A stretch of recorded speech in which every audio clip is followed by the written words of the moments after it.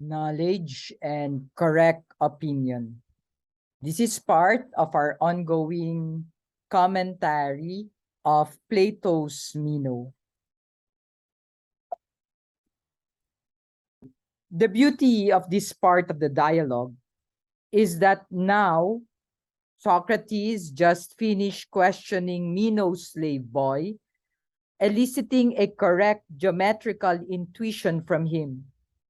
He applies the same method to Meno, and Socrates and Meno are not directly interested in geometry, but in the problems they were previously discussing concerning the concept of virtue and the question of whether virtue can be taught. Socrates distinguishes between genuine knowledge and correct opinion. For him, knowledge concerns eternal truths, like the abstract truths of mathematics. So-called knowledge concerns eternal truths. As we have said, knowledge about matters of fact, as we ordinarily think of it, that Elizabeth II is the Queen of England, do not constitute genuine knowledge for Socrates because these are changeable. As we know, Elizabeth II is not always the Queen of England as King Charles is right now. Knowledge, in the true sense of the word for Socrates, can only be about what is unchanging, fixed, and certain.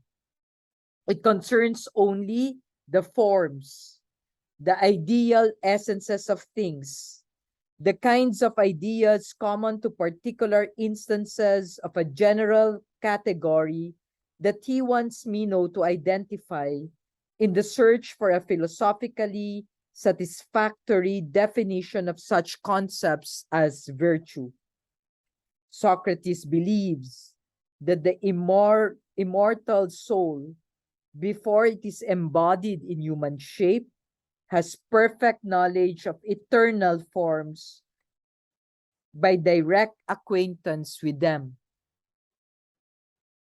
In Plato's Politeia, Socrates indicates that the soul, before it is born, may drink from Lethe, the river of forgetfulness in ancient Greek mythology, causing its perfect knowledge to be obscured by a dim memory.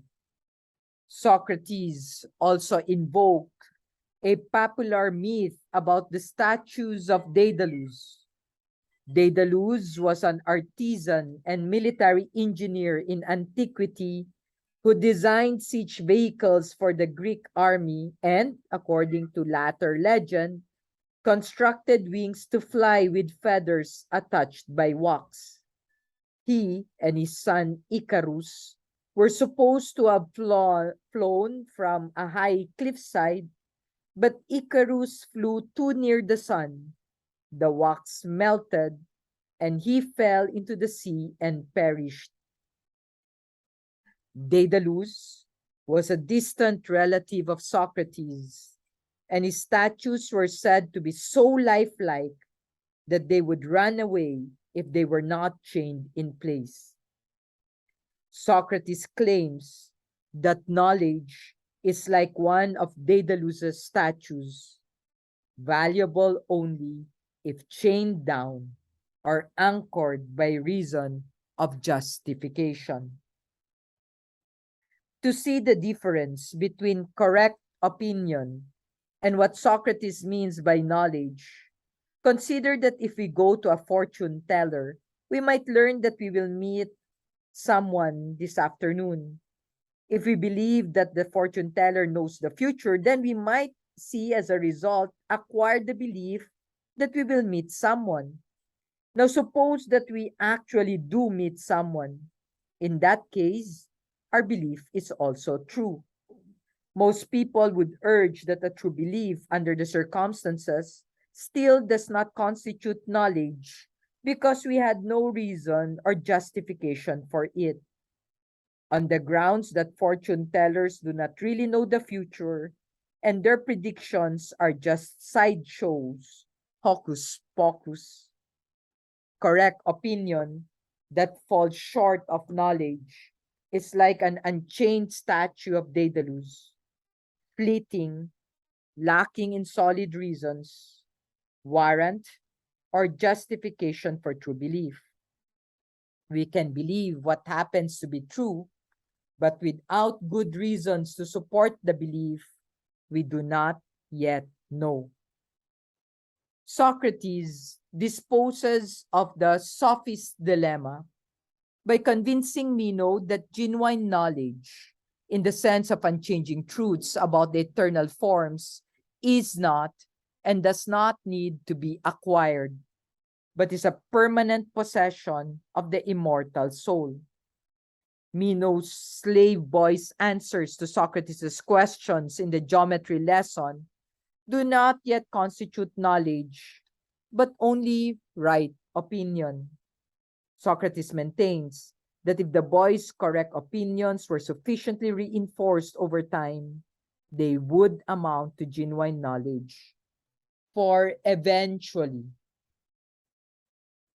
the boy would arrive at the point of having warrant or justification for his correct opinion. The boy's correct opinion can be transformed into knowledge. The immediate point of interest for Socrates and Meno, looking back to the point of their discussion, when they became sidetracked by Meno's attempt to interpose the sophist's dilemma, is that the slave boy's correct opinions about the geometry theorem were already in him, called up from the depths of his soul's innate memory by Socrates' prodding. Socrates and Meno pick up the thread of their discussion in this way. So these opinions were in him, were not? Yes, says Meno. So the man who does not know has within himself true opinions about the things that he does not know. So it appears. These opinions have now just been stirred up like a dream. But if he were repeatedly asked these same questions in various ways, you know that in the end his knowledge about these things would be as accurate as anyone's. It is likely. And is not finding knowledge within oneself recollection? Certainly. Must he not either have at some time acquired the knowledge he now possesses, or else have always possessed it? Yes. If he has always had it, he would always have known. If he acquired it, he cannot have done so in his present life, or has someone taught him geometry, for he will perform in the same way about all geometry and all other knowledge. Has someone taught him everything you should know, especially as he has been born and brought up in your house? But I know that no one has taught him. Yes, he has these opinions, or doesn't he? Socrates draws what he seems to believe is the only possible explanation of the fact that Meno's slave has correct opinions and that he has not been taught. If he has not acquired the information through instruction, then Socrates reasons and Meno agrees, the boy must have imbibed an understanding of geometry in a previous life, at a time when his immortal soul was not yet embodied in human form. It is a startling conclusion, which Socrates suddenly but confidently presents as an unavoidable implication of his conversation with Meno's slave. That seems indisputable, Socrates. If he has not acquired them in his present life, is it not clear that he had them and had learned them at some other time? It seems so. That was the time he exists and is not a human being. Yes, if then, during the time he exists and is not a human being, he will have true opinion which when steered by questioning become knowledge, will not his soul have learned during all time? For it is clear that during all time he exists, either as a man or not.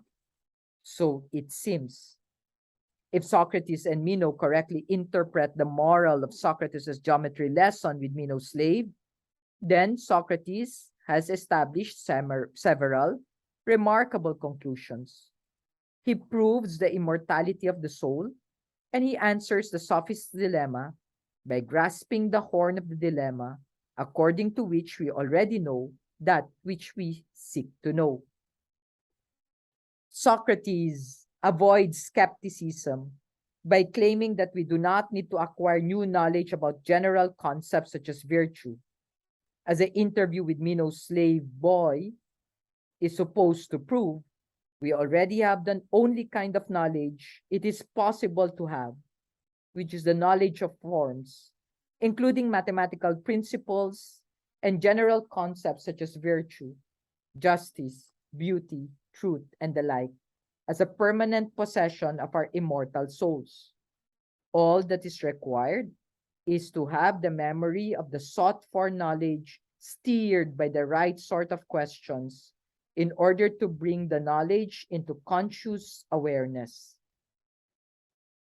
This awakening of knowledge is evidently a rather difficult matter as judged by the fact that even Socrates, who at least by his own testimony embarked on the right course of inquiry for discovering the meaning of general concepts, is trying to get in touch with the necessary and jointly sufficient conditions required for understanding and correctly defining the forms. Socrates' ironic sense of wisdom consists in knowing at least that he does not know, which is to say that he is unable to articulate the relevant definitions, despite his belief that the knowledge also resides deep within his soul as a part of his hidden memory that is only waiting to be recollected to his consciousness. Socrates concludes then if the truth about reality is always in our soul, the soul would be immortal.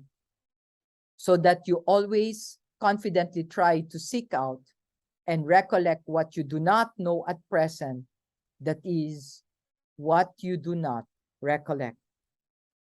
Socrates finally answers Meno's dilemma.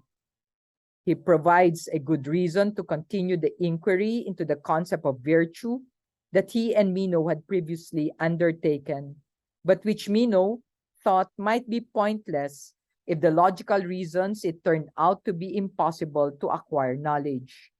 Socrates admits that we cannot acquire knowledge, but only because, as the first horn of the dilemma states, we do not need to do so because we already have knowledge as a permanent possession.